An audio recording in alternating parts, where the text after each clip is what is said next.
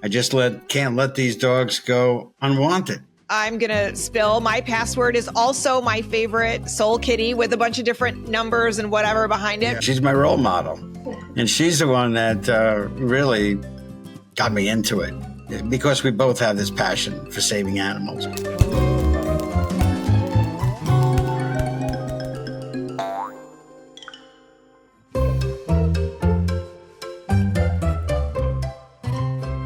Hi, y'all. It's Layla with Buddies Besties. I'm really excited to be here today with Mark from the Simon Foundation. So Mark Greenberg, you and your wife, Linda, started the Simon Foundation. So tell me a little bit about it. Well, we started it, we actually started the foundation over 24 years ago. And we did the rescue of these dogs in our house. We had a lot of dogs around, a lot of crates around, and we were doing a lot of walking, myself included, 25 dogs, sometimes 3 times a day. And then because we were saving more and more animals, we bought a regular commercial kennel, which gave us a lot of, areas to put the dogs. So you bought a facility. So what's that? You bought a facility. Yeah, facility, a commercial kennel in Bethlehem, Connecticut. And that gave us a greater capacity. And we brought in more dogs that needed homes, dogs that were abandoned, or whatever the case may be. There are so many different reasons why people can't keep the dogs or let them go or abandon them. So we kept on increasing our capacity until around 2012, we decided to build what's now our facility in Bloomfield, Connecticut, which is even bigger than the commercial kennel. It's 36,000 square feet big. We opened up, I think it was June 1, 2014. And we have capacity for 130 dogs and 75 cats in cat condos. We have a full staff. Okay. And we take in as many dogs as we can that need us, and then we find great homes for them. So do you have other facilities on the 36,000 square feet? Is it just the kennels, or do you have like boarding, and do you have other things, or is it just really the rescue and the sanctuary? No, it's actually, it includes boarding. It includes an area to clean them, grooming. And it also includes a very, very nice, very large training room where we train them. And we make them civil if they're not civil. And we give classes to the public as well. Not so just a question of... If I'm in Connecticut and I have a dog, I can bring him there and I can pay to have my dog trained, and do those funds go to your facility to rescue more dogs? Yeah. Yeah, you can, but you have to make a reservation for that kind of, service. Sure. Just like you'd have to make a reservation for boarding or grooming, training. You have to make a reservation to see the dogs that are available for adoption. We try to mate these animals with the best possible situation. So, for instance, if a dog is dog aggressive, we're not looking to place that dog into a home that has another dog. So we tried to find the best situation. We have an application where we actually check out prior veterinary experiences to make sure that the person treated their dog correctly and properly and got the various vaccines they had to. So it's a procedure. We want to place these dogs once, not twice or 3 times. That's right. We don't like getting the calls to pick up the dog because something didn't work. Oh, we always do. Yeah. How did you guys decide that you wanted to do this? Was there like a special dog in your life, or something that happened that got you excited about doing something like this? Oh, that's a good question. Well, Linda and I always loved dogs, and we always got rescue dogs for ourselves. We always stopped on the side of the road to pick up dogs that might be lost, or dogs that didn't have collars. And it just became one of these things that we felt that we could give back to the dog and cat community. And it did become a little obsessive with us. I mean, after all, we started the Simon Foundation and the building with 36,000 square feet. We built it from scratch. We donated tons of money to make it happen. And this is just part of what we love. I love that. That's great. What about your mission do you think resonates with people? I mean, you guys probably have to fundraise and you services and things like that. So what do you think the thing is about what you do that resonates with people that aren't like, I'm an animal lover, you're an animal lover? What resonates for folks when you talk to them about what you do? Well, what we do resonates with people like us, people who love animals, who realize that they're innocent, that they came to this world, and what's their purpose but to love people and love little kids and play with them. It's so our mission resonates with people who love animals. Got it. Very clearly. We also do the boarding for the city of Hartford and the town of Bloomfield. Those are two obvious ones, a city, one's a town that we're located in. So we make sure that these animals, which were picked up on the street or abandoned or whatever, get a good life in our facility. They're treated right. They're given the same care as all of our own animals, or the other boarders for that matter. They're respected and they're taken care of. That's great. Do you partner with other rescues and sanctuaries to transport and to find home? Do you partner with other facilities, or do you just kind of do it? Yeah, you do. Okay. No. We have relationships with other organizations as well. Sometimes we take dogs that they don't have the room to take. We were doing boarding for another organization that didn't have a facility, that only used foster parents, for their boarding. Mm-hmm. But when they get overflowing, we take some of their dogs. So we do partner. Absolutely, we do. So Mark, what was your life before this? What's the skill that you brought? Like, I'm a marketer in my regular life. I have a job outside of doing this that I love. What was your expertise that you brought over to do this that you think makes you a better rescuer? Well, I'm not sure I have any expertise. My real business is real estate. It was then and it is now. That business has given me the financial capability of building the rescue and to pay the bills and the vet bills and the salaries of our folks. But other than that, I don't know if I have any specific calling other than the fact that I just can't let these dogs go unwanted. I guess that was my calling. It would kill me to see dogs on the street or dogs that were about to be put to sleep. And that's what happened. Linda and I just decided we got to do something about it. So we did. I love it. People that take action in this world are changing the world. And I think it's great. Where do you see your organization in like 5 years? You just opened this 10 years ago, maybe 36,000 square feet. Do you see additional facilities? Do you see bigger space? Like, what do you see for the future? Well, we opened up 2014. So that was 11 years ago or something like that. But before that, we were doing the rescue out of our home and out of the commercial kennel for 5, 6, 7, 8 years. Long enough time to actually know that none of the original rescues that we have are still with us.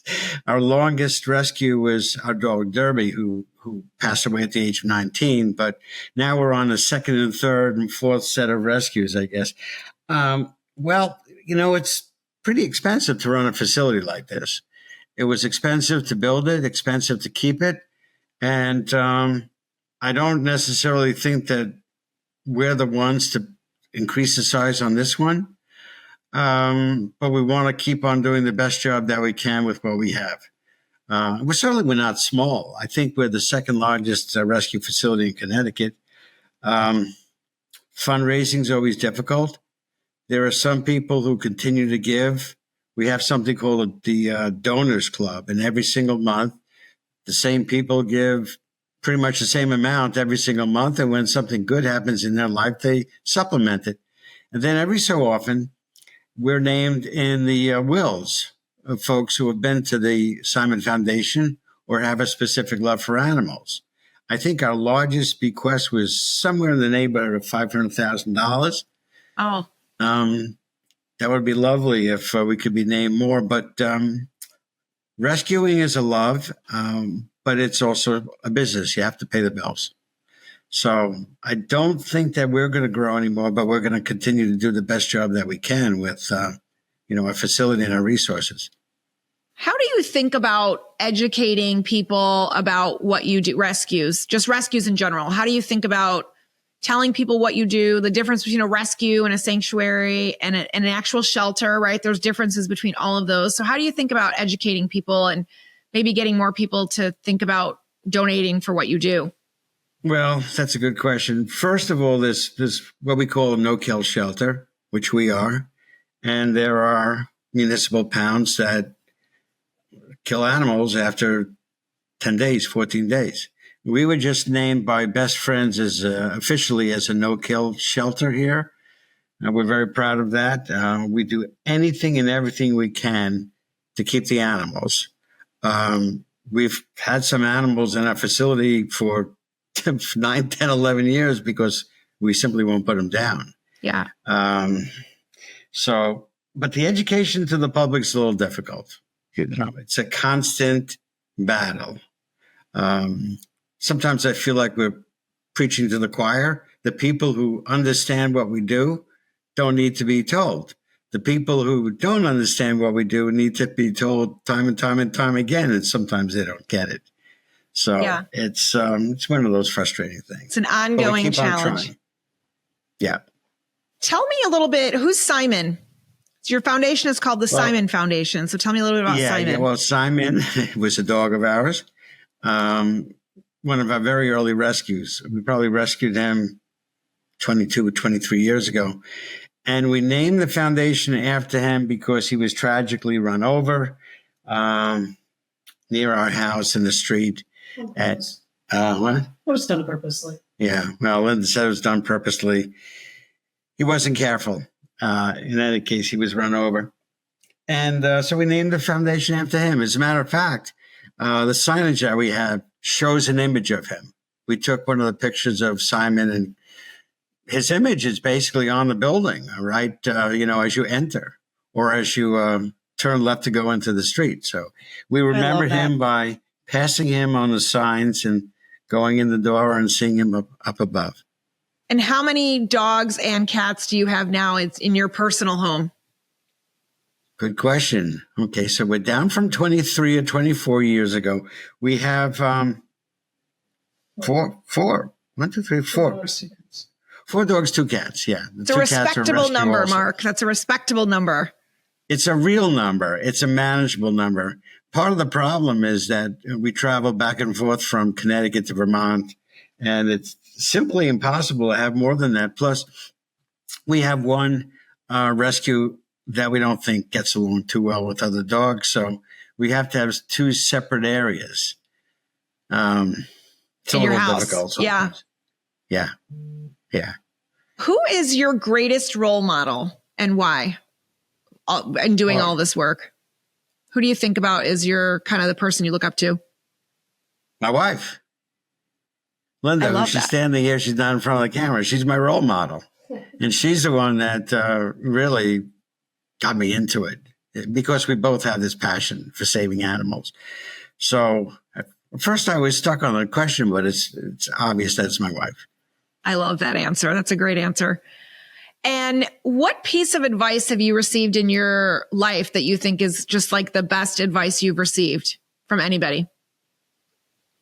On rescue or on anything? On anything.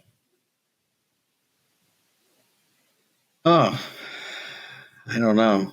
I don't tend to listen to too many people. I'm a little pig-headed, so I make my own best advice sometimes. And my most recent advice to people, and this is a little bizarre, but my recent advice to people is to live your life to the fullest and live every day as if it were the last, because one day it will be, So enjoy life, enjoy your family, enjoy your wife, enjoy your close people, and almost anything else is unimportant. So that's my advice. That's great advice. Can you tell me a story about a specific rescue that you just really was very passionate about in your 20 plus years of doing this? Can you give me a good story of a specific dog or cat that you found a home for? Ashley? No, not Ashley. Ashley's number 2. Timber, I was thinking about. Timber was a German Shepherd who is scared of anything and everything. And we shut down. Shut down completely. But we trained him sufficiently to the point where he was adoptable. And the people that we adopted him out to, the woman, the wife, would sleep down on the couch with Timber. Timber refused to go up the stairs. So she would sleep downstairs on the couch with Timber for the full 5 or 6 years that they had him. And I look upon that as a great story. There are so many stories. You know, you think about which is the one that is most appealing.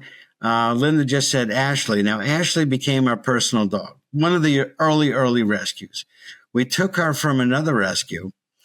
And some of these rescues just want to get the dogs out of their home or get them out of their facility or get them out of their foster home.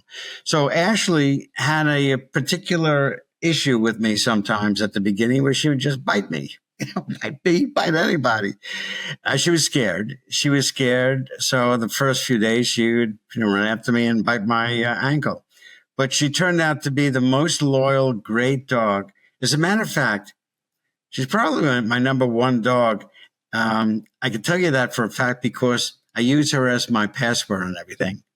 And I'm not going to say what it is because it's got numbers and, exclamation points and a capital. So I can't say it on the air what it is, but I use her for all my passwords.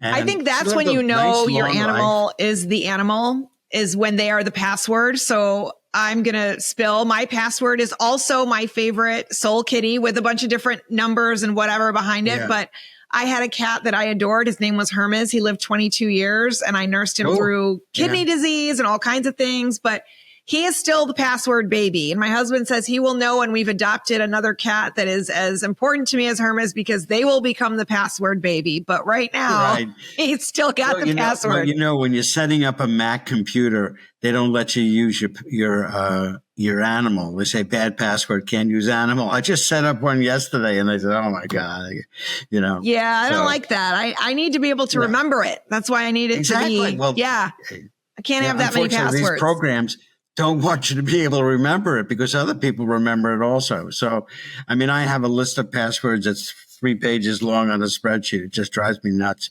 but that's not for now. So on the animals, how many animals would you say that the Simon Foundation has saved, rescued, found homes for? How many animals through the whole time you've been around? I can't venture a guess, except that I'll say it's in the thousands. Thousands. For sure. It's just simple math. I'm sure it's in the thousands. And what kind of advice I'm sorry? We hear from these people who adopt the animals all the time. And sometimes we wish we shouldn't hear from them, which is an adoption from 10 years ago tells us their beloved cat or dog passed away. We get those all the time. Yeah. Don't like to hear about that, but we do like to hear that they had 7, 8, 9, 10, 12 years of good life with family. That's right. We become a family. We've become a family with our adopters. And that's a network. Great. It's a network. And I rescue as well. And I rescue from the same, I actually doing this work with Buddy, having Buddy, the streamer. We've connected with tons of rescues, especially in our area that we work with. And I rescue from those same places. Sometimes she'll call me and say, oh my gosh, I have a cat and he looks like XYZ and I think you would love him. And guess what? I end up with those cats.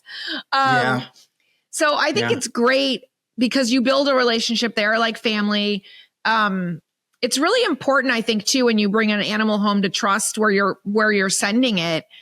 And I'm curious, Mark, your advice on when you send a pet home with somebody, what kind of things do you tell them, especially for a first-time rescuer with dogs? What are some of the things they should keep in mind? Well, they got to keep in mind, they got to be patient. They have to understand that puppies are not always too well behaved. We had 2 puppies from 6, 7, 8 weeks old. They're still not well behaved, but they're getting better. They're 2 years old now. 2 years old. Yeah, they're not puppies now. They should be a little better than they are now. But it used to be years ago that Linda and I would do these adoptions ourselves. We go to house, take the application and tell these folks what to look out for and how to be careful, how not to let the dog open up a screen door and run in the street. And of course, we've had tragedies like that where I remember I got a call and dog knocked out the screen door and went on the road and was killed. I mean, these things all happen. So we try to keep all these things in mind and try to tell the potential adopter to be careful of A, B, C, D, and E. And, hopefully they do. Yeah. It's important. It's important for people to, you don't want to have to home and rehome and, third time's the charm. It's not fun for anybody. It's not fun for you. It's not fun for the animal. It's not fun for the people. Well, you're talking about rehoming. One of our commitments is that if it doesn't work out at the home, we take the dog or cat back. So we've made a commitment first to the dog and cat, second to the adopters, right? They're sort of secondary. The dog and cats are first. So we take back these animals and then we try again, Yeah. And if we can't find the right home for them, they live out their lives at our place. We call those the sanctuary animals. Yeah. So when you have a sanctuary animal, do you keep them separate from the rescue animals? Or are they kind of all together? Not really. All together. Really. Yeah. Well, in the same area. You don't want to keep them separate because then they become isolated and probably become worse. Sure. And we have certain people that are volunteers who walk these dogs. So these dogs are not attacking people. They're just not making it at a home. So they love when their volunteer comes, takes them out, 2 or 3 times a day. We have lots of dog walkers who are volunteers, lots of them. So although they're living their life at the Simon Foundation, they're living a pretty darn good life there, So the whole reason you started this. To them. Yeah. How do you find volunteers? Is that fairly simple? People I know we do a couple times a year. We do bring the puppies, a puppy petting at where I work. They'll bring in puppies to pet and things like that. Do you find it easy to find people to come and help and, walk dogs and clean stalls and things like that? Yeah, we find it very easy for volunteers to try to volunteer at the Simon Foundation, but we find it very hard for them to keep their commitment. So they'll say, yeah, I'll volunteer. But then they're supposed to come Tuesday at the call at 9:00 to walk dogs and they don't show up. So, even volunteers, you have to find dedicated volunteers who keep a schedule, right? Yeah. Otherwise the dogs aren't going to get walked. So we find them easy, but it's hard to keep good ones, on Okay, schedule. my last question is a 2-parter. What's the most challenging part of running a rescue?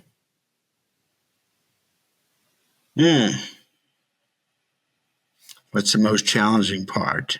That's a good question. Paying the bills. That's challenging. Yeah. We really feel like we fulfill the mission quite nicely.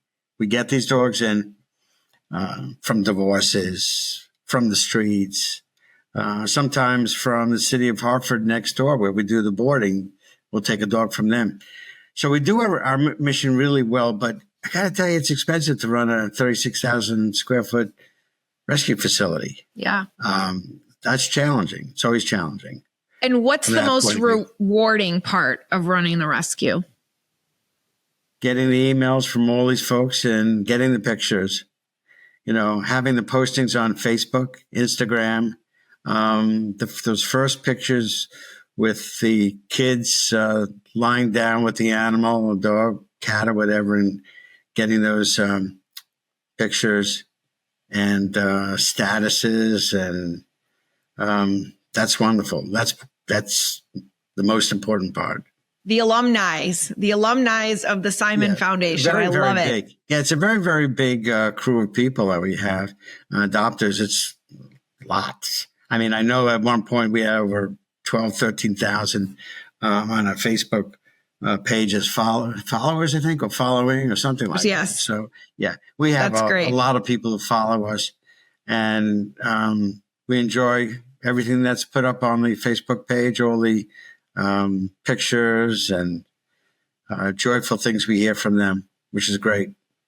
It's great. Well, we thank you and Linda for everything that you're doing at the Simon Foundation. For our viewers and listeners, if you want to donate or want to check out what the Simon Foundation is doing, you can go to www.thesimonfoundation.org and learn more and more about what they are doing.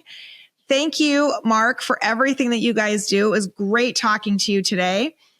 And for all my buddies, besties, listeners, and watchers, remember, adopt, don't shop.